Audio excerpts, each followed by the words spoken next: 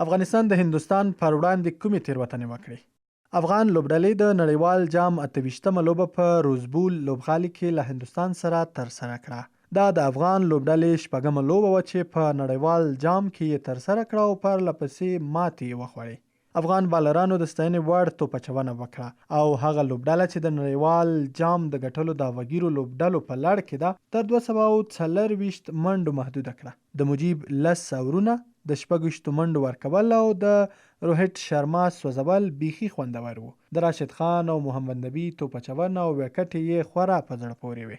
هندوستان په سلګو د ویرات کوهلي د 28 منډو او د کیدر جداف د 52 منډو په مرسته ځان تر 240 منډو ورساوه. افغان لوبډلې ته پوره هیلهمندي وه چې دا منډې به پوره کړي او د لومړي ځل لپاره به په 2019 میلادي کال نړیوال جام کې 2 نمرې ثبت کړي. دا یوه ستره موقع هم وه چې افغان لوبډلې باید ترې پوره ګټه اخیستې وای. خو د افغانانو هیلې یو ځل بیا د ځینو توپ وهونکو نامسؤلانه توپ وهنې وریځولې. په یوه جالبه لوبه کې د افغان لوبډلې د ناکامۍ علت 4 لوبغاړو پورې تړل کېدای شي. لومړي سر کې د حضرت الله زازي نامسؤلانه لوبډله له ستونزو سره مخ کړه، خو دلته بیرته رحمت شاه زرمتي او حشمت الله شهیدي لوبډله یو څه په پښو ودروله. زموږ پرونۍ لوبه د منځنیو ځینو توپ وهونکو له امله وبایلل شوه. په منځنۍ برخه کې د اصغر افغان نامسؤلانه توپ وهنې موږ 10 سلنه له ناکامۍ سره مخ کړو. د توپ وهونکي ذمهواري وانخیسته. په 19 توپونو یې 8 منډې وکړې او د چل لخوا کلین بولډ شو. ورپسې دریم قدم کې په منځنۍ برخه کې نجیب الله زدران ناکامه توپ وهنه وکړه. هغه یو ځل په باډي لاین بال بچ شو او نږدې و چې چل یې کینچ کړي، خو له دغه شاټ نوموړي عبرت وانخیست او یو ځل بیا یې د هارډیک پانډیا په باډي لاین توپ د پوش شاټ هڅه وکړه. همغه و چې چل ته یې اسانه کیچ په شاټ میډ وکټ کې په دایره کې ور واچوه. که نجیب الله زدران له محمد نبی ساخیل سره 2 اورونه نور ولاړ وو، لوبه 100% کې موږ ګټله، خو د بیکاره شاټ په محمد نبی فشار زیات کړ. له نجیب الله زدران وروسته په توپوهنه کې هیله راشد خان ته وه چې محمد نبی سره به ښه ملګرتیا وکړي او محمد نبی به پرې ډاډه وي، خو راشد خان هم د یوې بیکاره هڅې له کبله د چل په اوور کې وایکټ په سټمپ آوټ سره له لاسه ورکړه. راشد خان توپ پسې راووت، بیا یې د دفاع هڅه وکړه. که دا مهال راشد خان د ځواکمن شاټ هڅه کړی وای، خامخا یې توپ بونډري کاوه او لوبه به بیا هم د افغانستان په لاس کې وه.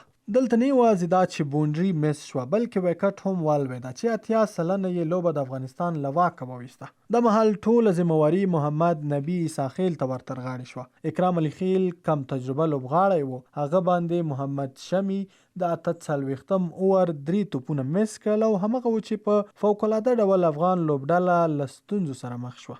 که نجیب الله زدران، اصغر افغان او راشد خان منځنۍ برخه کې محمد نبی سره لږ ښه ملګرتیا کړې وای، نو 2 نمرې مو اخیستې او هندوستان مو ماتاوه.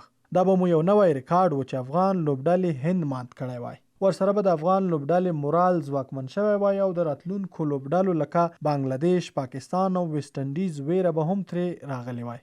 د دې لوبې په ترسره کولو سره به بیا هم یو څه اندازه فشار په بنګلادیش، پاکستان او ویسټ انډیز وارد شوی وای، خو که لوبه مو ګټلې وای بیا به پرې ویره او فشار 90 سلنه وای. نو په منځنۍ برخه کې بیخي بیکاره لوبه پرته له محمد نبی نندارې ته وړاندې شوه. د هندوستان منځنیو 2 توپ وهونکو دونی 28 منډې وکړې او کیدر جیداف 52 منډې جوړې کړې، نو لوبډله یې هم له لویدلي حالت څخه وژغورله.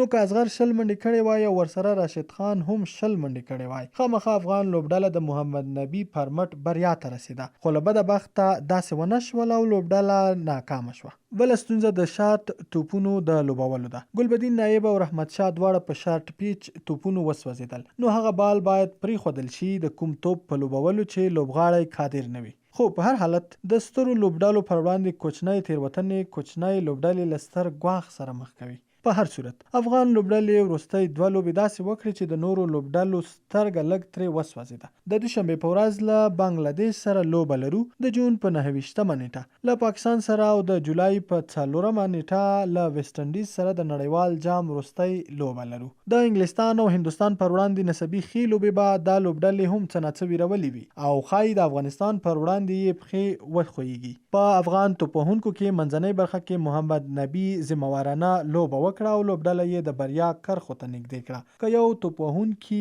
بل د محمد نبي په نیمایي توپوهنه کړې وای نو موږ یقیني یو چې بریا د افغانستان وه. د دې جام را روانو 3 لوبو کې باید افغان لوبډله یوه لوبه خامخا وګټي چې د 2015 میلادي کال نړیوال جام لوبه سره مساوي شو. هلته مو سکاټلند ته ماتې ورکړې وه او دلته باید بنگلادیش، پاکستان او یا هم ویسټ انډیز مات کړو.